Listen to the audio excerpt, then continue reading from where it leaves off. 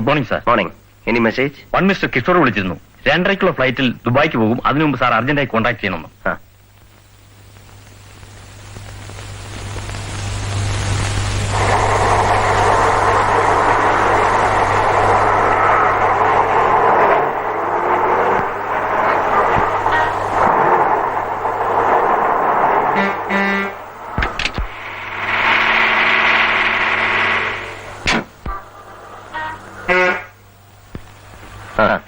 ഇവിടെ no parking ആണ്. വണ്ടിക്ക് എന്തോ തകരാറ്. ഞാനൊരു മെക്കാനിക്കിനെ കൂട്ടി വന്നേക്കാം. ഓട്ടോ ഒരു വർക്ക്ഷോപ്പിലേക്ക് വിട്ടെ.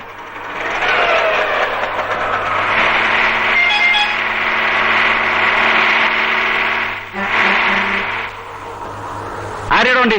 സാഗർ സാറിന്റെ. സാഗർ സാറോ? നമ്മുടെ CM-ന്റെ മകന്റെ ഫ്രണ്ടാ. അതുകൊണ്ട് നോ പാർക്കിംഗ് ഏരിയയിൽ പാർക്ക് ചെയ്യാൻ വന്നു. വണ്ടി റിപ്പയർ ആണ് സാർ. മെക്കാനിക്കിനെ വിളിക്കാൻ പോയിരിക്കുക. കൃത്യമായി ഇവിടെ വന്നപ്പോ തന്നെ വണ്ടി റിപ്പയർ അല്ലേ? തള്ളി മാറ്റോ? ലോക്ക്ഡ് ആണ് സാർ.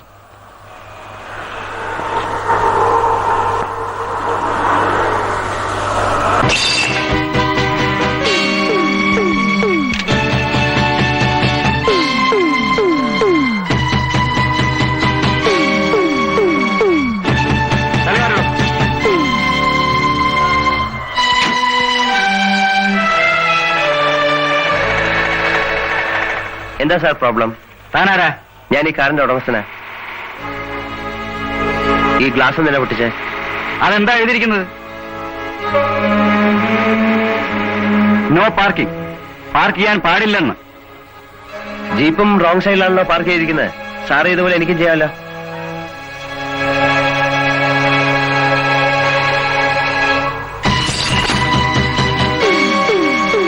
കേറാ വണ്ടിയില്. ഞാൻ കേറിക്കൊള്ളാം.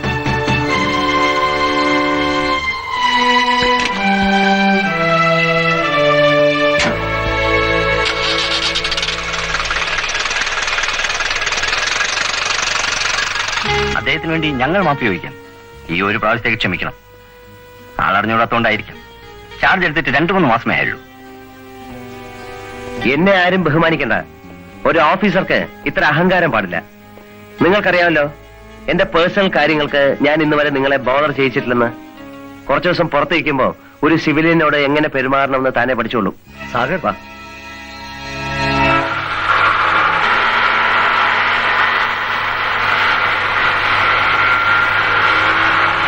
മരിച്ചുപോയ കസ്റ്റംസ് ഓഫീസർ സന്തോഷിന്റെ അനിയനാ ISP.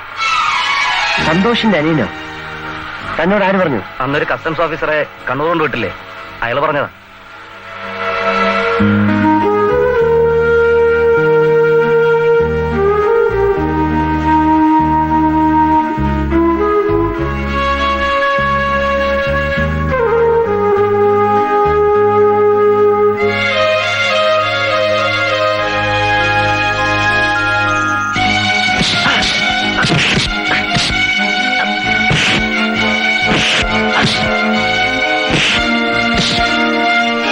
എന്തേ കാണിക്കുന്നത്? ഇയാൾ എന്ത് ചെയ്തു? കണ്ടില്ലേ സാർ?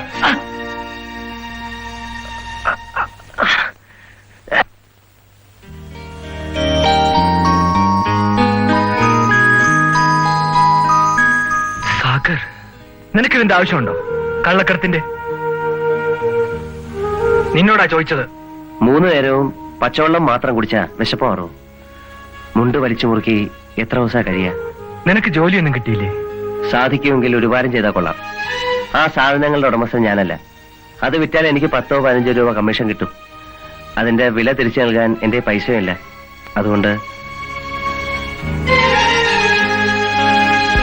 ശരി, നീ നാളെ ഓഫീസിലേക്ക് വാ. അപ്പോ ഇവന്റെ കാര്യം തന്നെ ഏൽപ്പിച്ചിരിക്കുന്നു. ആളെങ്ങനെ ഉണ്ടെന്ന് നോക്കട്ടെ. അതൊന്നും പേടിക്കണ്ട. ആള് തന്നെ കവച്ചു വയ്ക്കും.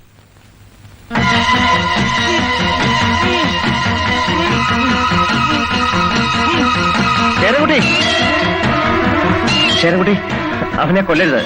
സന്തോഷിനെ കൊല്ലരുത്. അവനെന്റെ ശേരൻകുട്ടി പ്ലീസ്. വഞ്ചനയ്ക്കും ചതിക്കും ഇവിടെ ഒരു നിയമമേ ഉള്ളൂ. അത് നീ ആയിരുന്നാലും ശരി, ഞാനായിരുന്നാലും ശരി.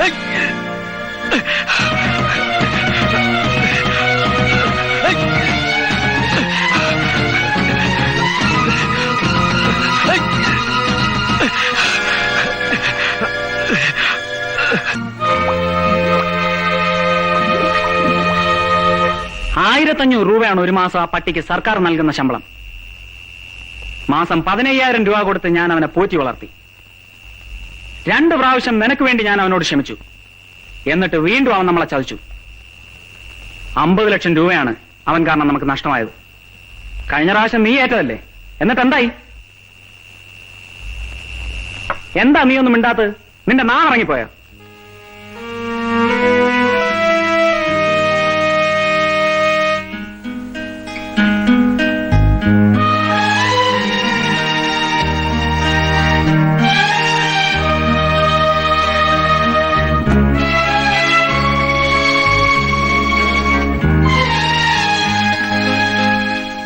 നിനക്ക് പെട്ടെന്ന് ASP യോട് ഒരു പ്രേമം തോന്നാൻ കാരണം എന്താ?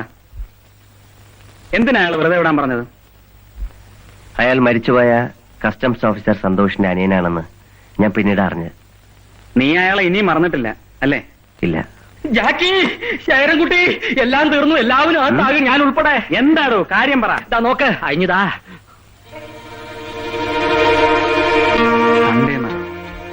കണ്ടില്ലേ, വലിയ ചതിയായി പോയി. ഇതെങ്ങനെ അവരറിഞ്ഞു? അച്ഛൻ അറിഞ്ഞാ തീർന്നു. പിന്നെ ഇരിക്കപ്രതി ഉണ്ടാവില്ല. വെറുതെ കിടന്ന് ബഹളം ഉണ്ടാക്കും. ഈ ന്യൂസ് അവർക്ക് എങ്ങനെ കിട്ടി? ആരാ ഇവരുടെ ആള്? ആളെ എനിക്കറിയാം. ഞാൻ പരിചയപ്പെട്ടിട്ടുണ്ട്. ഒരു പെണ്ണ, അശ്വതി. നല്ല ഡീസന്റ് ആണ്. അയ്യോ, ഞാനല്ല അവർക്ക് ഈ ന്യൂസ് കൊടുത്തത്. അല്ല, സത്യമായിട്ടും അല്ല. ആ പ്രതിപക്ഷ നേതാവ് പിള്ള ഒരലന്ന സാധനമാണ്. രണ്ടാമതും കുത്തി പൊക്കുവോ? എന്തിന്? അങ്ങനെയുള്ള ബുദ്ധിമോശമൊന്നും അയാൾ കാണിക്കില്ല.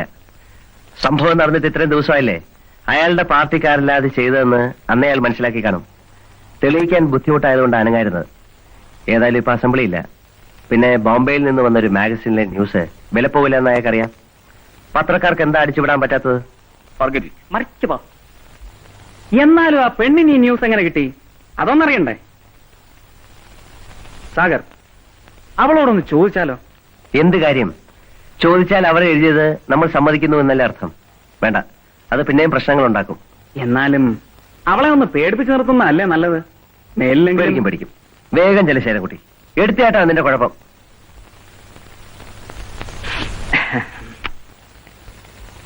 പോയെ.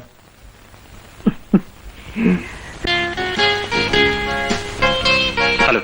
ഹലോ.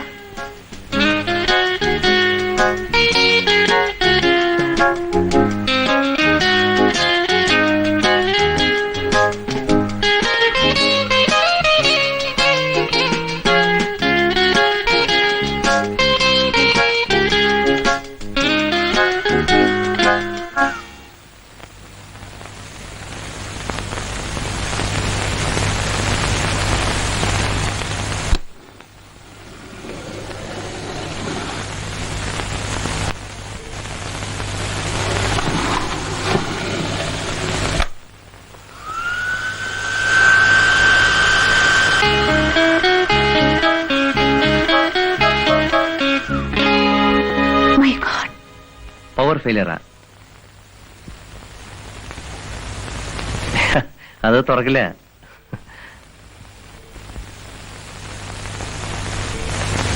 ഇനിയിപ്പോ എന്ത് ചെയ്യും? എന്ത് ചെയ്യാനാ? ഒന്നുകിൽ കറണ്ട് വേണം, അല്ലെങ്കിൽ ലിഫ്റ്റ് ഇറക്കണം.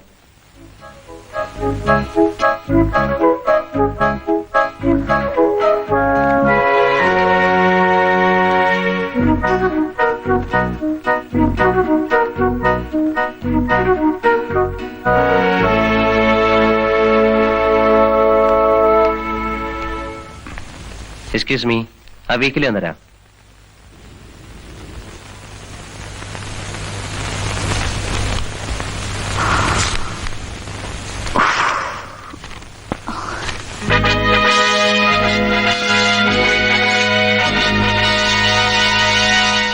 അശ്വതി വർമ്മ, ജേർണലിസ്റ്റ് ആണല്ലേ? അതെ. Underworld King Sagar Elias Jackie helps the Chief Minister to overcome the political crisis. ഇതിൽ എഴുതിയിരിക്കുന്നതൊക്കെ സത്യമാണോ? ഞങ്ങൾ നുണ എഴുതാറില്ല. ഇങ്ങനെയൊക്കെ സംഭവിക്കുമായിരിക്കും അല്ലേ? സംഭവിച്ചല്ലേ എഴുതിയിരിക്കുന്നത്. താങ്ക്സ്. നിങ്ങൾക്ക് എങ്ങനെയാ ഈ ന്യൂസൊക്കെ കിട്ടുന്നത്? പല സോഴ്സും ഉണ്ട്. സോഴ്സ് എന്ന് വെച്ചാൽ വലിയ ആൾക്കാരെയൊക്കെ കൈമണി അടിച്ച്, അല്ലെ പൈസ ഉണ്ടെങ്കിൽ എന്താ നടക്കാത്തതല്ലേ? അതിൽ എഴുതിയിരിക്കുന്ന ജാക്കി അറിയോ? ഓ യെസ്, അറിയാം. അത് ശരി. അയാൾ പറഞ്ഞായിരിക്കും. അല്ല, ചിലരുണ്ടല്ലോ വീരവാദം മുഴക്കുന്നവർ, ഞാൻ അത് ചെയ്തു ഇത് ചെയ്തു എന്നൊക്കെ. സാറിന് എന്താ ജോലി? ബിസിനസ്സാ. എന്ത് ബിസിനസ്? ഈ ബിസ്ക്കറ്റ് വെച്ചോടോ. ഹോൾസെയിൽ ആയിരിക്കും. ഹോൾസെയിലും ഉണ്ട്, റീറ്റെയിലും ഉണ്ട്. ഓ, താങ്ക് ഗോഡ്.